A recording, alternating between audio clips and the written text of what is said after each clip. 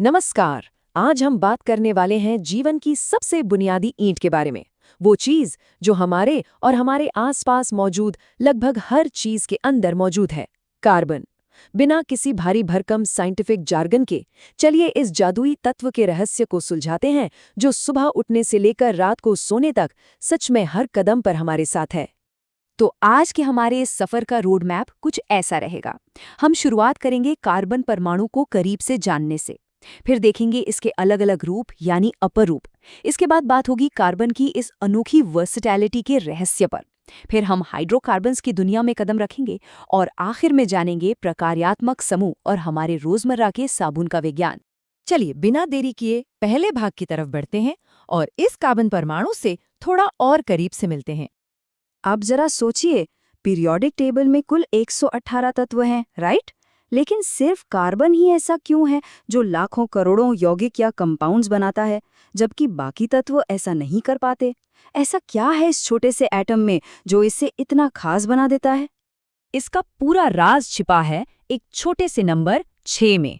Carbon का atomic number यानी परमाणु संख्या 6 है। इसका सीधा सा मतलब ये है कि इसके नाभिक यानी न्यूक्लियस में ठीक 6 प्रोटॉन होते हैं और उनके चारों ओर 6 इलेक्ट्रॉन चक्कर लगा रहे होते हैं।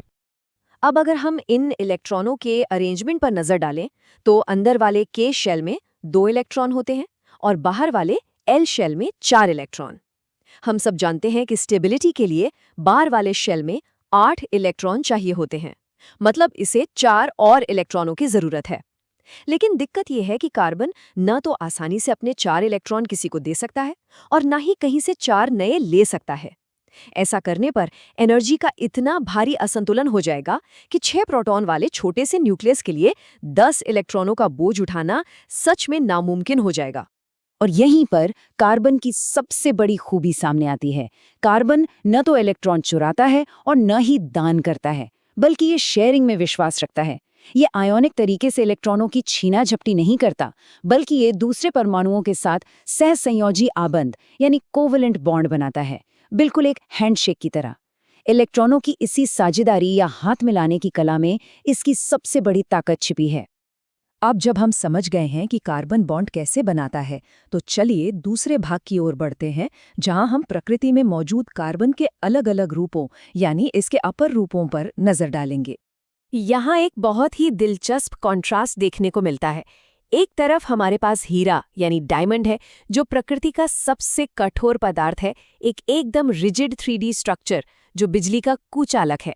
और ठीक दूसरी तरफ है ग्रेफाइट, एकदम मुलायम फिसलन भरा, जो हमारी पेंसिल की नोक में इस्तेमाल होता है और ये बिजली का शानदार सुचालक भी है। हैरानी की बात तो ये है कि दोनों ही पूरी तरह से 100% समान कार्बन परमाणुओं से बने हैं। कोई और तत्व नहीं, सिर्फ और सिर्फ परमाणुओं के जुड़ने का तरीका या उनकी संरचना ही इस जमीन आसमान के अंतर को पैदा करती है ना कमाल की बात। और हाँ, डायमंड और ग्रेफाइट के अलावा एक तीसरा रूप भी है, जिसे फ्लोरीन या C60 कहते हैं। इसमें कार्बन के ठीक 60 परमाणु मिलकर एक फुटबॉल जैसी संरचना बनाते हैं। इसका नाम मशहूर आर्किटेक्ट बकीमिंस्टर फुलर के नाम पर रखा गया है, क्योंकि ये उनके बनाए एक डोम जैसा दिखता है। ये कार्बन के लचीलेपन और इसकी अद्भुत वास्तुकला का एक और बेहतरीन उदाहरण है। चलिए अब इस चर्चा के तीसरे और शायद सबसे अहम भाग में चलते हैं। आखिर कार्बन की इस बहुमुखी प्रतिभा, इस वर्सेटैलिटी का असली रहस्य क्या है? इसका सबसे बड़ा सुपर पावर है श्रृंखलन, जिसे साइंस की भाषा में कैटेनेशन कहते हैं। ये कार्बन की वो अनोखी और अद्भुत क्षमता है जिसके जरिए वो दूसरे कार्बन परमाणुओं के साथ मिलकर लंबी लंबी चेन्स, शाखाएं या फिर रिंग के आकार की संरचनाएं बना सकता है। सच मानिए, कार्बन की यही चेन बनाने की क्षमता ही उन लाखों करोड़ों यौगिकों के निर्माण की बुनियाद है। और कैटेनेशन के साथ साथ एक और खूबी है चतुसंयोजकता यानी टेट्रावेलेंसी। आसान भाषा में कहें तो कार्बन के पास हाथ मिलाने के लिए पूरे 4 हाथ होते हैं। इसकी वजह से ये बहुत ही आसानी से ऑक्सीजन, हाइड्रोजन, नाइट्रोजन या कई अन्य तत्वों के साथ जुड़ सकता है। और चूंकि कार्बन का आकार बहुत छोटा होता है, इसका न्यूक्लियस इन शेड इलेक्ट्रॉनों को बहुत मजबूती से पकड़ के रखता है। नतीजा, जो बॉन्ड बनते हैं वो बेहद मजबूत और स्टेबल होते हैं। अब इस मजबूत बुनियाद के साथ हम प्रवेश करते हैं चौथे भाग में, हाइड्रोकार्बन की एक विशाल और दिलचस्प दुनिया। अगर हम सिर्फ कार्बन और हाइड्रोजन के मेल से बने इन यौगिकों को देखें तो इन्हें मुख्य रूप से 3 समूहों में बांटा जा सकता है। पहले हैं एल्केन, जो संतृप्त या सैचुरेटेड होते हैं क्योंकि इनमें सिर्फ सिंगल बॉन्ड होता है। फिर आते हैं एल्कीन, जिनमें डबल बॉन्ड होता है, और एल्काइन, जिनमें ट्रिपल बॉन्ड होता है। ये दोनों असंतृप्त या अनसैचुरेटेड कहलाते हैं। और ध्यान देने वाली बात यह है कि सिंगल बॉन्ड वाले यौगिकों की तुलना में ये डबल और ट्रिपल बॉन्ड वाले यौगिक कहीं ज्यादा रिएक्टिव होते हैं। अब मजे की बात यह है कि इन हाइड्रोकार्बन्स का नामकरण करना बहुत ही लॉजिकल है।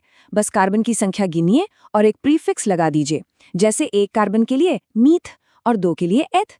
जब हम इन प्रीफिक्स को बॉन्ड के प्रकार के साथ जोड़ते हैं तो हमें तुरंत उस केमिकल की पहचान मिल जाती है, जैसे मीथेन, एथेन या फिर हमारी एलपीजी गैस वाला ब्यूटेन।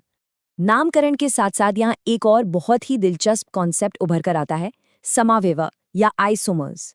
अब ब्यूटेन का ही उदाहरण ले लीजिए।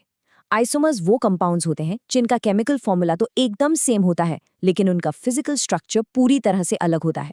मतलब लेगो ब्लॉक्स बिल्कुल वही हैं, लेकिन आप उन्हें एक सीधी लाइन में भी जोड़ सकते हैं और ब्रांच की तरह भी। और सिर्फ इस अरेंजमेंट के बदलने से पूरे मॉलिक्यूल्स की प्रॉपर्टीज ही बदल जाती हैं। चलिए अब अपनी इस चर्चा के आखिरी पड़ाव पर चलते हैं। भाग 5, प्रकार्यात्मक समूह यानी फंक्शनल ग्रुप्स, और हमारे रोजमर्रा के जीवन में काम आने वाला एक मैजिक, साबुन। होता क्या है कि किसी भी हाइड्रोकार्बन चेन में अगर हम सिर्फ एक हाइड्रोजन को हटाकर उसकी जगह कोई प्रकार्यात्मक समूह या फंक्शनल ग्रुप लगा दें तो उस पूरे मॉलिक्यूल का कैरेक्टर ही बदल जाता है।